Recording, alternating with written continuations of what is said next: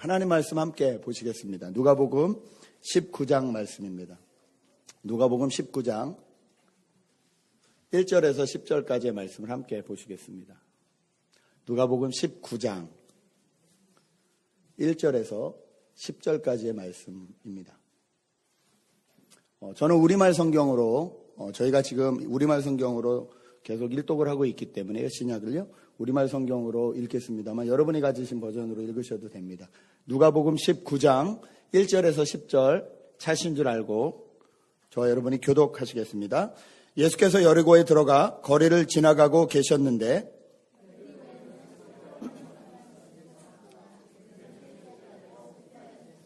삭개오는 예수께서 어떤 분인지 보려고 했으나 많은 사람들 때문에 볼 수가 없었습니다. 그는 키가 작았기 때문입니다.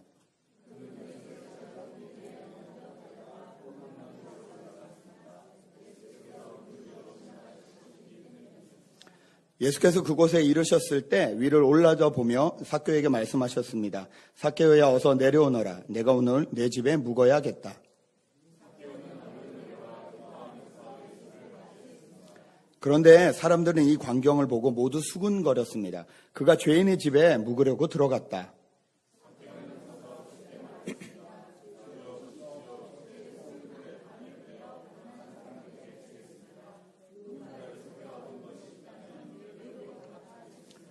예수께서 삭개오에게 말씀하셨습니다. 오늘 구원이 이 집에 이르렀다. 이 사람도 아브라함의 자손이다.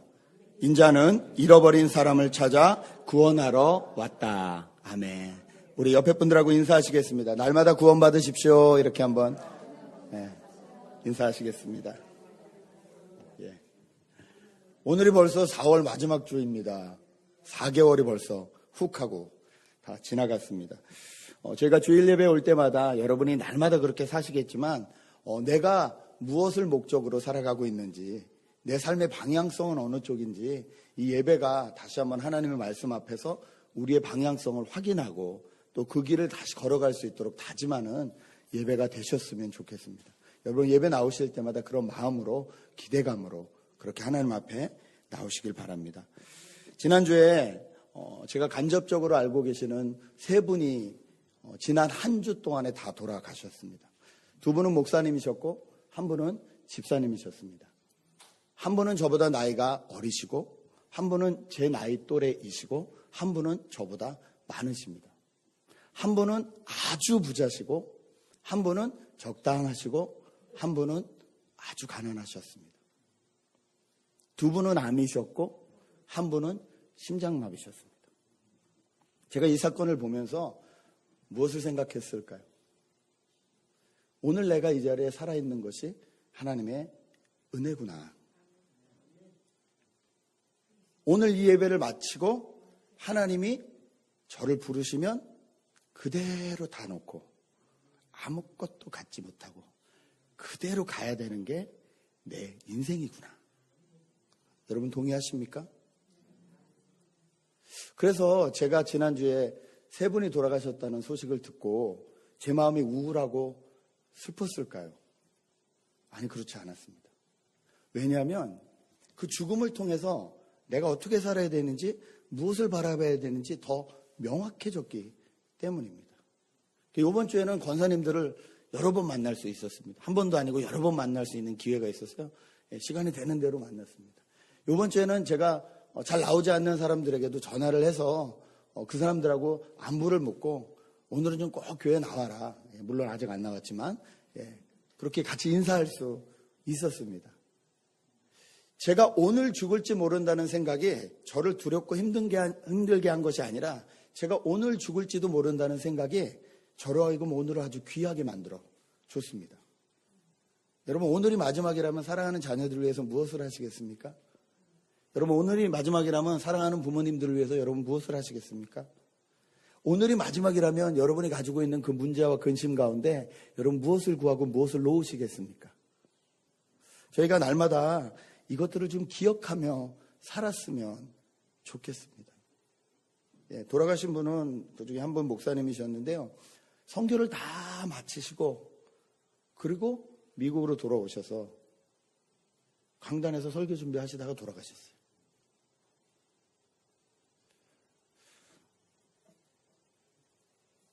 이 설교가 마지막 설교가 될 수도 있겠다. 제 안에 그런 마음이 진짜로 들었습니다. 예. 여러분, 저에게 주어진 이 시간들을 귀하게 여기면서 이 시간들을 통해서 무엇을 우리가 구해야 되는지 방향을 잡으면서 나가시는 저와 여러분 되셨으면 좋겠습니다. 오늘 이야기는 삭개오 이야기입니다. 아마 모르긴 몰라도 성경 가운데서 가장 유명한 스토리 중에 하나가 이 삭개오 이야기입니다. 이건 뭐 주일학교부터 다 합니다. 얼마나 유명하면 주일학교부터 다 가르칠까요? 뭐 뽕나무 꼭대기에 올라갔어요. 뭐 이런 노래 기억나십니까? 여보세요, 여보세요. 착한 삭개오. 근데 아무리 봐도 착하다고 안 써있는데 왜 노래는 착한 삭개오라고 했을까? 예, 삭개오 이야기. 저희가 너무 잘 아는 이야기. 이야기를 통해서 주님이 무슨 말씀을 저에게 하고 싶을까요? 여러분, 성경에 예수님의 행적이 마태, 마가, 누가, 요한 네 복음서에 써 있지 않습니까? 그런데 중요한 이야기들은 보통 막 2개, 3개 막 이렇게 겹쳐서 써 있습니다. 그런데 삭개오 이야기는요, 여러분 잘 찾아보시면 누가복음밖에 없어요. 그런데도 이만큼 유명해요. 왜 그럴까요? 이 스토리를 통해서 주님이 저에게 하시고 싶은 말씀이 있는 겁니다. 그것이 과연 무엇일까요?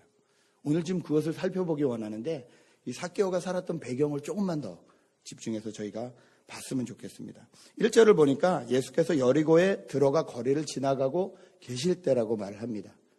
이 삭개오가 살고 있던 동네 이름은 여리고입니다.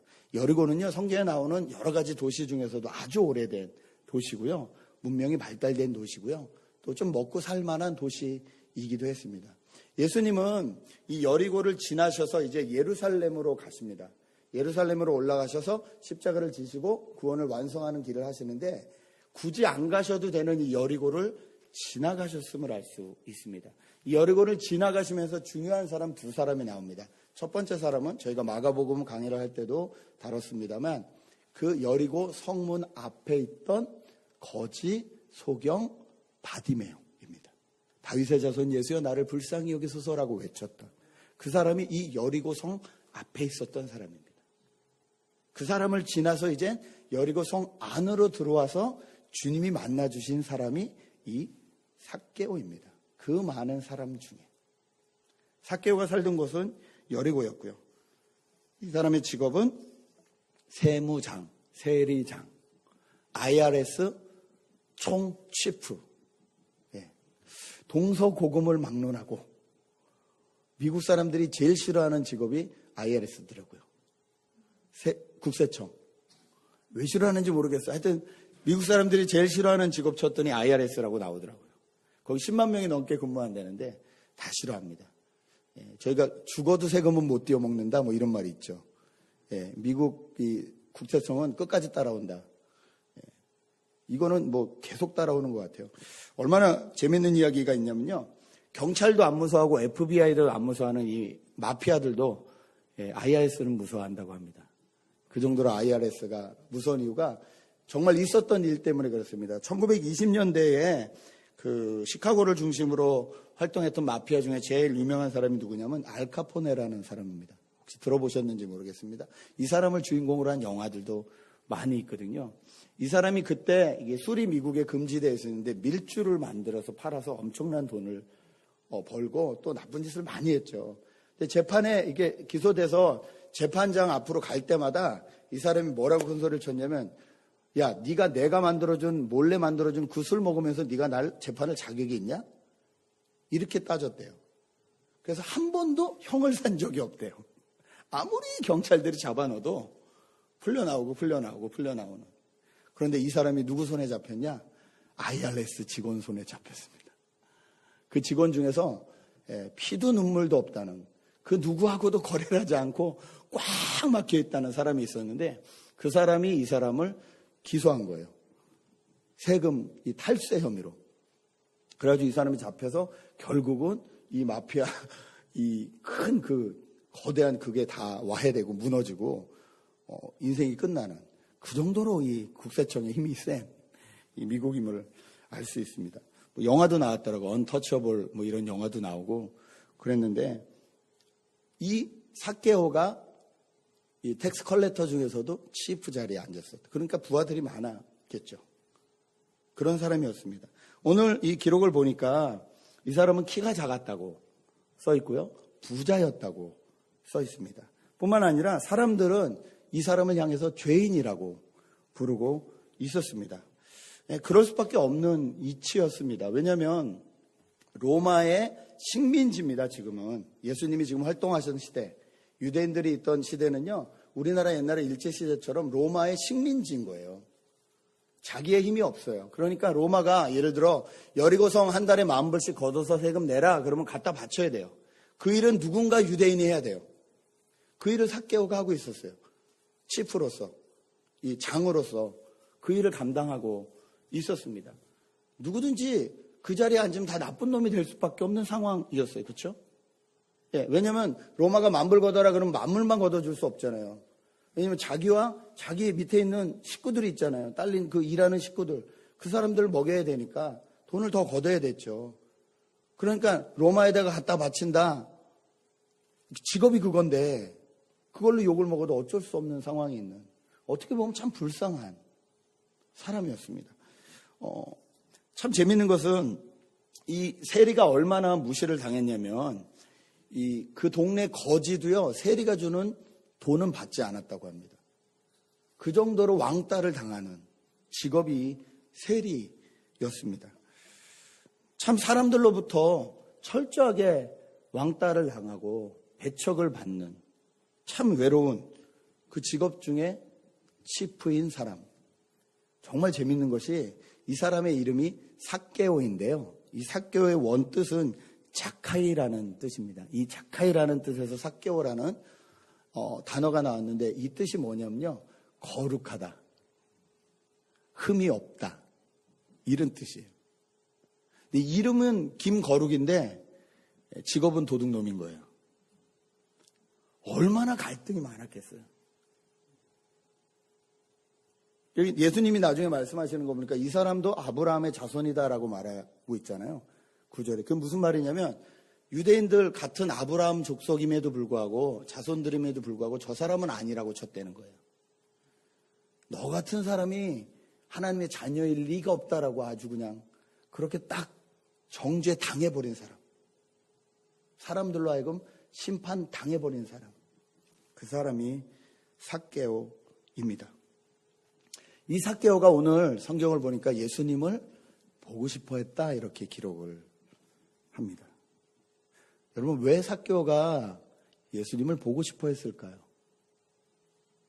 돈도 있고 명예도 있고 모르긴 몰라도 여리고 안에서는 가장 권력이 있는 유대 사람들 중에서는, 왜냐하면 로마에게 세금을 바치는 일을 했기 때문에 로마가 그 사람의 청을 안 들어줄 리가 없죠.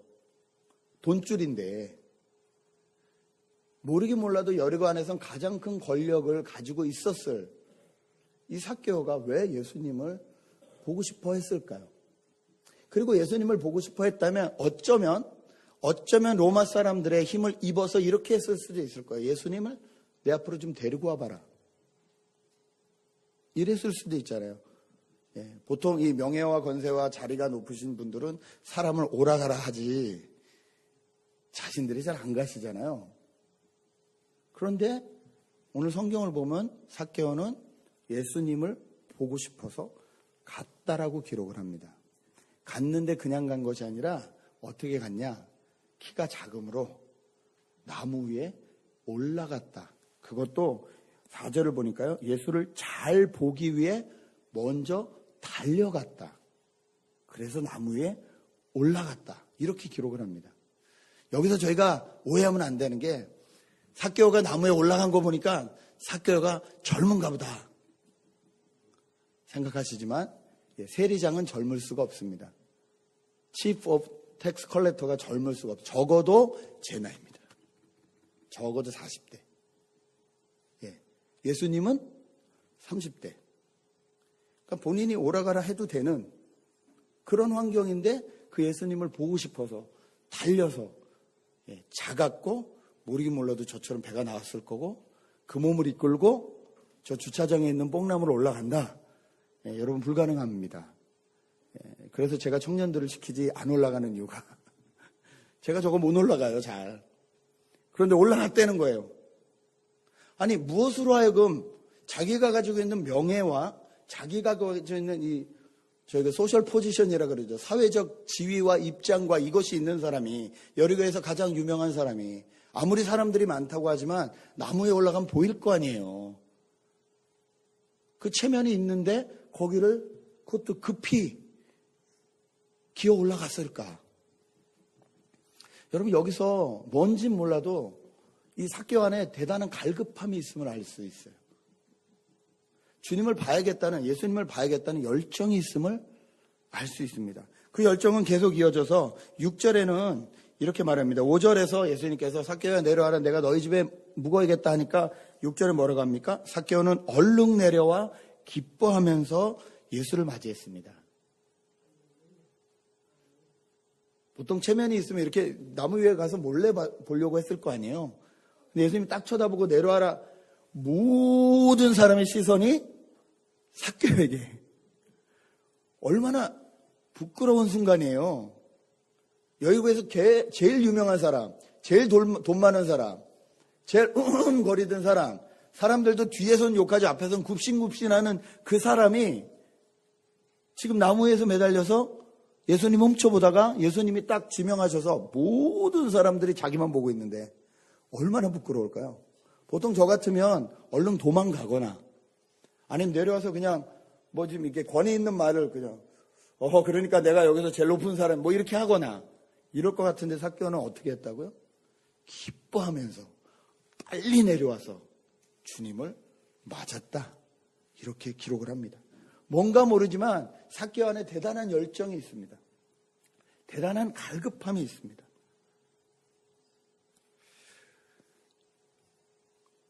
이 모습을 보면서 주님이 왜 이 이야기를 이 누가복음 안에 넣어두셨을까? 주님이 이 삭개오의 이야기를 통해서 저에게 주시고 싶은 교훈은 무엇일까? 조금 더 삭개오의 이야기를 같이 살펴봤으면 좋겠습니다.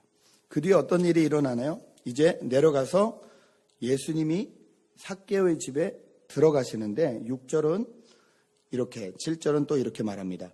그런데 사람들은 이 광경을 보고 모두 수군거렸습니다. 그가 죄인의 집에 묵으려고 들어갔다.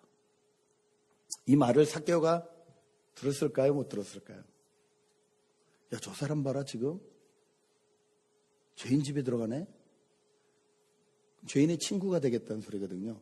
죄인과 똑같은 입장이 되겠다는 소리거든요. 아니, 딴 사람은 몰라도 우리 여리고 동네에서 저 집은 들어가면 안 되는데? 저 사람 봐라, 지금. 예수님 봐라, 절로 들어가네. 수군거리는 소리를 삭개오도 분명히 들었을 것입니다. 걱정을 했겠죠. 예수님이 나를 알아주시는 것도 고맙고 반가워 주시는 것도 고마운데 주님이 나하고 같이 우리 집에 들어가시면 나하고 같은 취급을 받는 건데, 그 당시에 죄인은 창기, 세리, 그 다음에 디서빌리티 이런 사람들을 죄인이라고 구별해버렸잖아요. 성전에도 못 들어가게 했잖아요. 그런 입장 가운데 주님이 놓이실 텐데, 내가 되게 반가운 건 사실이고 갈급한 것도 사실이지만 나 때문에 곤란해지실 텐데, 여러 가지 복잡한 생각을 가지고 삭개오가 같이 들어갔겠죠. 저는 이 삭개오가 세리인 것, 부자인 것, 권세가 있는 사람인 것, 이것 때문에 주님이 이 이야기를 실어 놓으셨을까? 아니면 우리가 잘 알다시피 이 삭개오가 예수님과 대화 뒤에 갑자기 자기가 일어나서 스스로 뭐라고 하냐면요, 자기 재산을 반을 다 가난한 사람을 주겠습니다라고 고백을 합니다. 그리고 자기가 혹시 잘못해서 부정으로 더 얻은 것이 있다면 4배를 더해서 주겠습니다. 이렇게 말을 합니다. 이때 유대인들이 지키던 법에 의하면요, 뭔가 남의 물건에 손해를 받거나 손해를 주었거나 하면요, 거기에 원금의 20%의 이자를 더해서 주게 되어 있습니다. 그런데 지금 이 사람은 20%가 아닌 거예요. 4배를 주겠다는 거예요. 원금의 4배, 400%. 모르긴 몰라도 이 이후에 삭개오는 분명히 가난해졌을 거예요. 생각해 보세요. 여리고에 사는 이 백성이 몇 명인데 다들 손들고 삭개오가 기억도 못할 그때 내가 당신한테 손해를 입었다라고 손들면 그냥 다 내줘야 되는 거예요. 이런 고백을 예수님한테 몰래 한 것도 아니고 공개적으로 왜 삭개오가 했을까?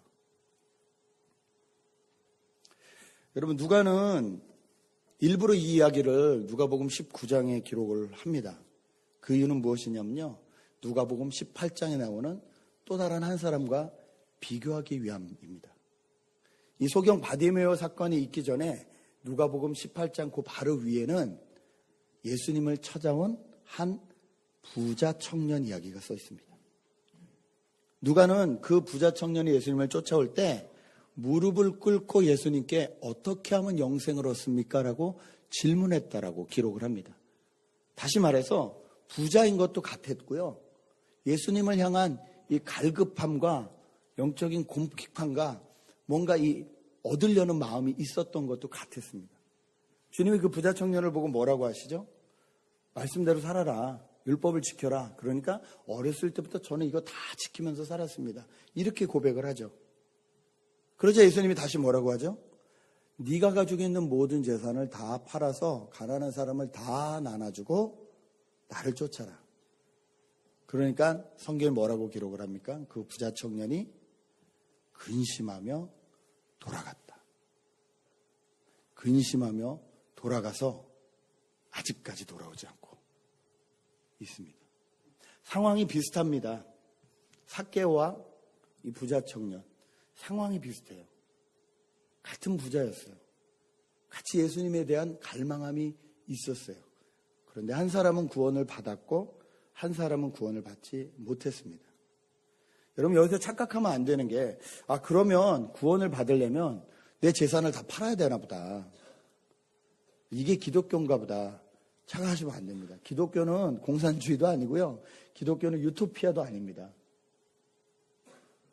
노동의 신선함을 우습게 여기지도 않고요, 무조건 부자들의 돈을 뺏어서 가난한 사람들에게 나눠줘야 된다는 것도 아닙니다.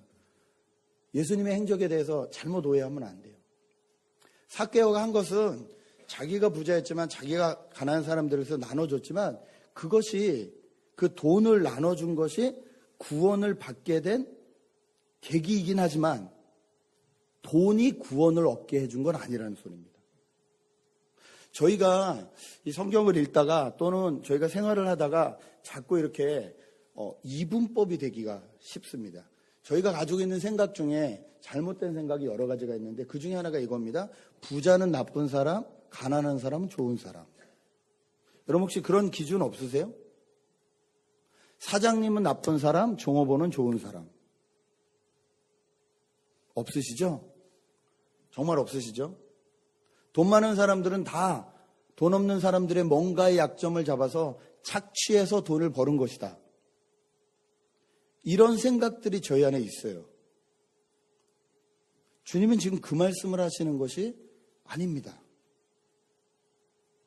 그렇다면 부자 청년은 구원받지 못했는데 삭개오는 구원받게 된 이유는 무엇일까요? 저는 이렇게 생각합니다. 부자 청년은 예수님께 나와서 주님, 제가 구원을 얻으려면, 영생을 얻으려면 무엇을 해야 됩니까? 라고 물었습니까? 무엇을 해야 됩니까? 어떤 행위를 말합니다. 성경에도 분명히 행함이 없는 믿음은 죽은 믿음이라고 말했어요. 믿음은 행함과 같이 가게 돼 있다고 말했어요. 행동하지 않는 믿음은 가짜일 가능성이 많다. 분명히 성경에 말하고 있습니다. 그러나 행위가 구원을 주는 것은 절대 아닙니다. 그 부자 청년은 어떤 행위를, 내가 영생을 얻기 위해서 무엇을 행동해야 되냐고 물었어요. 근데 삭개오는 모르긴 몰라도 예수님을 집에 모시면서 왜 도대체 이 예수님은 사람들이 나와 함께 놀면 죄인이라 부르실 걸 알면서 왜 도대체 이분은 나와 함께 하시나? 이 질문을 했을 거라고 저는 믿습니다. 여러분, 구원은 왜 주님이 나와 함께 하시나? 왜 주님이 나를 부르셨다고 말씀하시나? 여기서부터 시작이 됩니다. 기독교가 또 하나 잘못 가르친, 그리고 저희가 잘못 알고 있는 것 중에 하나는, 기독교는 예수 믿고 이 땅에서 버티다가 죽는 날 천국 가는 종교라고 생각한다는 것입니다. 그런데 성경은 한 번도 그렇게 말한 적이 없습니다. 여러분, 저희가 표현으로 천국 간다는 표현을 하는데요. 근데 정확히 보면요, 천국은 저희가 가는 곳이 아니라 천국은 저희에게 임하는 곳입니다. 요한계시록 잘 보십시오. 새하늘과 새 땅이 내려온다고 말했지, 새하늘과 새 땅이 있는 곳으로 저희가 간다고 표현된 것이 한 번도 없어요. 그리고 천국이라고 단어된 이 바실레아는 여러 번 말씀드렸지만 하나님의 통치권을 말해요. 하나님의 다스림을 말씀드린다 그랬어요. 천국은 예수 그리스도가 오신 뒤부터는 그냥 여기에 임하게 되는 거예요. 점점 여기가 천국이 돼가는 거예요. 이걸 또 잘못 생각하셔서 그 다른 종교하고 또 이단하고 이렇게 헷갈리시면 안 돼요. 그 뜻이 아니에요. 천국은 하나님의 다스림이 있는 곳이 천국이라고 말씀드렸어요. 근데 기독교를 저희가 이게 자꾸 나눠서 가르쳤어요. 그래서 어떻게 했냐면, 여기서는 어쨌든 버텨라. 버티면 된다. 그리고 죽는 날 천국 가면 된다. 그러니까 여기서의 생활이 별로 중요하지 않아요. 왜요? 버티면 그만이에요. 그리고 여기서의 생활의 자세는 세상하고 똑같은 거예요. 세상 사람들하고 사는 똑같은 기준으로 살면 되는 거예요. 그냥 좀 도덕적으로 그냥 그 정도로 살면 되는 거예요. 그러다가 버티다가 나는 예수 믿고 천국 가면 그만인 거예요. 여러분, 기독교는 한 번도 그렇게 말씀하신 적이 없어요. 성경도 한 번도 그렇게 말씀하신 적이 없어요. 성경이 말하는 건 뭐냐면요, 예수 그리스도를 통해서 구원받고 하나님 나라, 하나님의 다스림을 경험한 그 사람들을 통해서 하나님의 다스림이 이 땅에 계속 이루어지게 하라는 겁니다. 그러다 보면 마지막 날 주님이 오신다는 거예요. 새하늘과 새 땅을 가지고 우리에게 오신다는 거예요. 그때 완전한 하나님 나라가 이루어질 것이라는 겁니다. 그러므로 여기의 생활은 우리가 마지막에 주님을 만날 때의 생활과 연결되어 있습니다. 그러므로 오늘 내가 주부로서, 오늘 내가 학생으로서, 오늘 내가 직장인으로서 하는 이 일들은 하나님 나라와 상관이 없는 일이 아니라 하나님 나라와 아주 상관이 있는 밀접한 일이라는 거예요. 여기서 작은 것에 충성하면 하나님이 큰 것도 맡겨주시고, 여기서 작은 것에 불순종하면 하나님이 맡겨주시지 않는다는 거예요. 그 비유들이 여러 군데 여러 모습으로 나와 있습니다. 여러분, 구원으로 우리가 천국을 가는 것이 아니라 하나님의 새하늘과 새 땅에서 새로운 생명으로 다시 태어나는 것, 이것이 구원입니다. 저희가 이것을 착각하면 자꾸 이 세상과 우리가 죽어서 갈 나라를 나누게 됩니다. 여러분, 그런 실수하지 마십시오.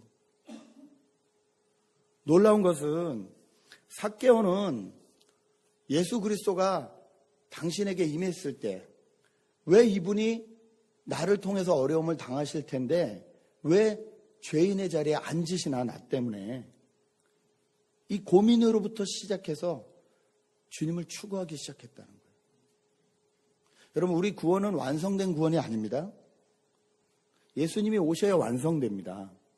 그때까지 우리는 구원을 날마다 살아가는 거예요. 우리에게 날마다 구원이 필요해요. 예수님 시대에 또 예수님의 사도들은요, 그 미래에 있을 완전한 구원을 이 현 세상 가운데 보여주셨어요. 그것이 소경이 눈을 뜨는 것이었고요, 안진뱅이가 일어나는 것이었고요, 죽은 자가 살아나는 것이었고요. 현실적인 세상 가운데 하나님 나라가 임했어요. 하나님의 다스림이 임했어요. 그것을 보여주셨어요. 저희에겐 그것이 표적이라는 이름밖에 해석이 안 되지만 하나님 나라가 이루어지는 사건들이었어요. 그리고 주님이 우리에게 기대하시는 건 뭐냐면요. 그 예수 그리스도를 품 안에 가지고 있는 사람을 통해서 우리가 살고 있는 가정, 우리가 살고 있는 직장, 우리가 살고 있는 커뮤니티 안에 하나님 나라가 이루어져야 된다는 거예요. 이때 구원받았다, 구원받고 있다, 이렇게 말할 수 있는 거예요. 삭개오는 그것을 깨달았습니다. 그래서 자기의 재산을 나누기 시작했습니다. 자선사업을 한 게 아니에요. 삭개오와 부자의 가장 차이는 뭐냐면요. 부자는 깨달았는데 하나님 앞에 나갈 수 있는 기회를 얻었는데 자기와 하나님 사이를 막고 있는 그 장애물인 물질을 놓지 못했고요. 삭개오는 이것이 나와 하나님 사이의 걸림돌이구나 알고 그것을 놓았다는 것입니다. 여러분, 이 차이가 있는 거예요. 구원은 우리와 하나님 사이를 방해하는 그 무엇, 어떤 사람에겐 돈, 어떤 사람에겐 명예, 어떤 사람에겐 지혜, 어떤 사람에게는 성적인 것, 이 하나님과 나 사이를 막고 있는 이것을 내려놓을 때 우리에게 임합니다. 날마다 임합니다. 삭개오는 이것을 경험했습니다. 그리고 삭개오의 그 내려놓음을 통해서 삭개오뿐만이 아니라 삭개오가 살고 있던 모든 지역 여리고 안에 하나님 나라가 임했습니다. 여러분 생각해 보십시오. 세리장이 오늘부터 3만 불 걷던 세금 15,000불로 줄인다. 10,000불은 로마에게 줘야 되니까 어쩔 수 없고 여태 2만 불 이상 걷어들여서 이 부하들이 걷어들여도 아무 말 안 했거든요. 마음대로 막 4배, 5배로 걷어들이던 거 이제 너희가 생활할 만큼만 걷어들이겠다. 여러분 이게 복음입니다. 여러분 텍스 리턴 돌아오시면 복음이시죠? 저만 그런가요? 텍스 리턴 돌아온다 그러면 여러분은 복음이십니까? 아니죠. 삭개오 하나가 회개함으로 인해서 그 여리고 지역에 복음이 임했어요. 하나님의 나라가 임하기 시작했어요. 저와 여러분이 여기 있는 이유가 그것입니다. 왜 하나님이 나를 부르셔서 이 죄인인 나와 함께 교제하실까? 나는 죄인이기 때문에 갈급함이 있어요. 주님이 아니면 이 죄사함을 받을 수가 없어요.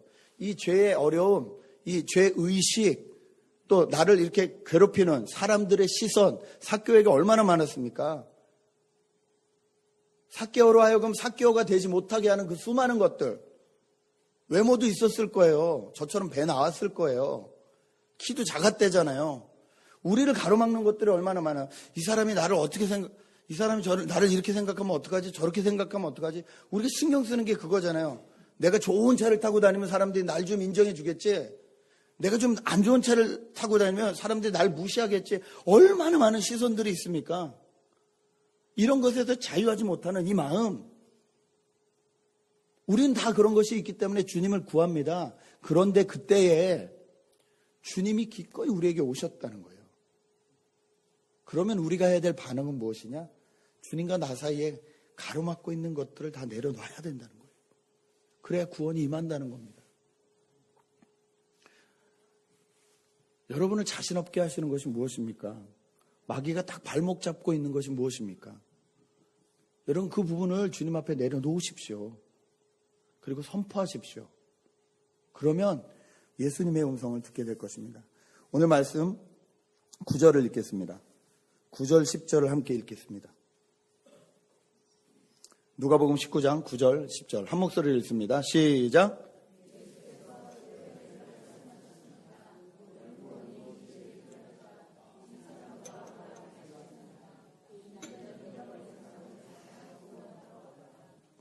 사람들은 삭개오를 죄인이다.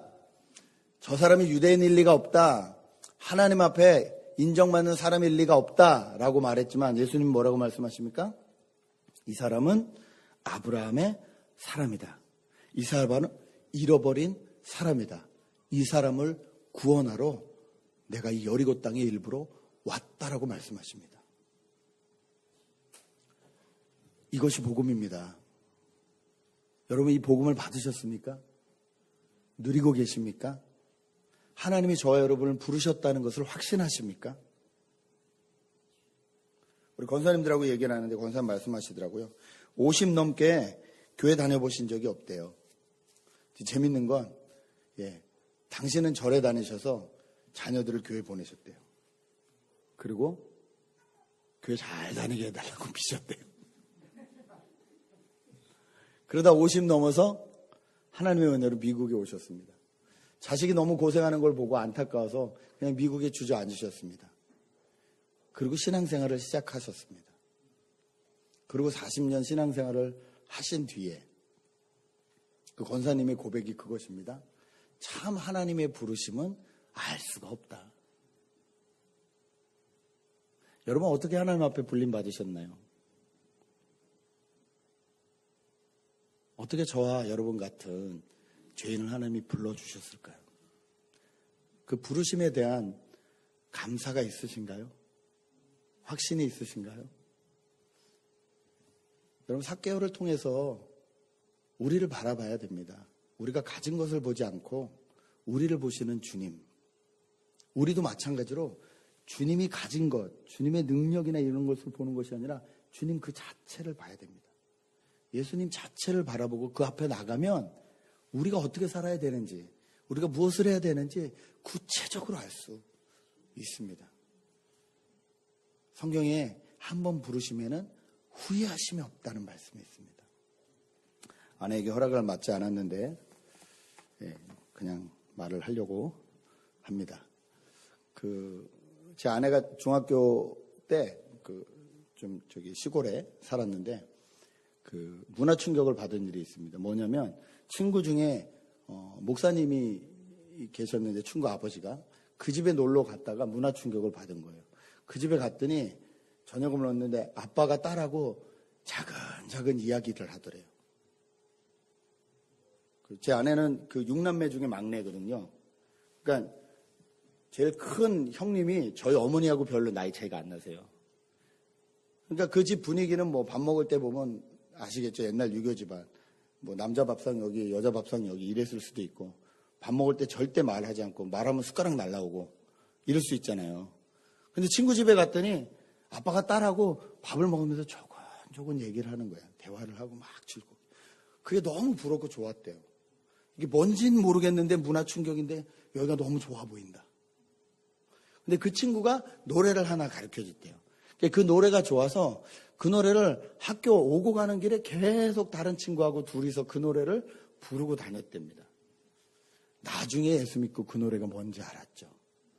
그 노래가 뭐냐면 부름받아 나서니 몸 어디든지 가오리다. 500장이 넘는 찬송가가 있는데 오 하나님의 은혜다 뭐 이런 찬송가도 많은데 부름받아 나서니 몸 어디든지 가오리다. 가야 돼요. 네. 저는 20대 때 북한 선교 놓고 기도하다가 주님 북한이 열리면 제가 가겠습니다. 손든 적이 있거든요. 그래서 제가 항상 아내한테 무슨 말을 하면 북한 열리면 가야 된다. 그러면 아내가 그래요. 그래, 당신은 북한, 나는 남한, 우리는 대한민국. 너 언제 가라 이 말이거든요. 중학교 때 아무것도 모르던 그것도 그냥 목사님 딸이 가르쳐준 그 노래 붙잡고 부름받아 나서니 몸 어디든지 가오리다 라고 찬양하던 그 여인을 데려다가 하나님은 사모 만드시더라고요. 여러분, 여러분의 부르심에 감사하십니까? 감격이 있으십니까? 여러분을 이 자리로 부르셔서 웨스트 LA 지역에서 한인 교회를 세우게 하시고 여기서 하나님의 복음을 증거하게 하시고 수많은 사람들에게 복음이 나눠지고 지금부터도 계속 나눠질 수 있도록 저 여러분을 주님이 이 땅 가운데 부르셨음을 믿으십니까? 여러분, 그 마음을 가지고 사는 사람과 그 마음이 없이 사는 사람은 전혀 다른 삶을 삽니다. 제가 설교 앞부분에 지난주에 제가 아는 분이 3분 돌아가셨다고 말씀드렸습니다. 저 인생 가운데 알지 못하는 일들이 수없이 일어납니다. 이번 주에 어떤 일이 일어날지 모릅니다. 제가 오늘 저녁에 비행기를 타거든요. 여러분, 오늘 나에게 주어진 이 일을 하나님의 은혜 가운데 기쁨과 감사함으로 최선을 다해서 하십시오. 내 주변에 주어진 사람들에게 정말 최선을 다해서 사랑하시고 최선을 다해서 감사하십시오. 우리의 그 모습들을 통해서 거기서부터 하나님 나라가 이루어집니다. 그 하나님 나라가 퍼지면 이 웨스트LA 지역에, 이 LA 땅 지역에 하나님 나라가 우리 같은 사람들을 통해서 조금씩 회복될 줄 믿습니다.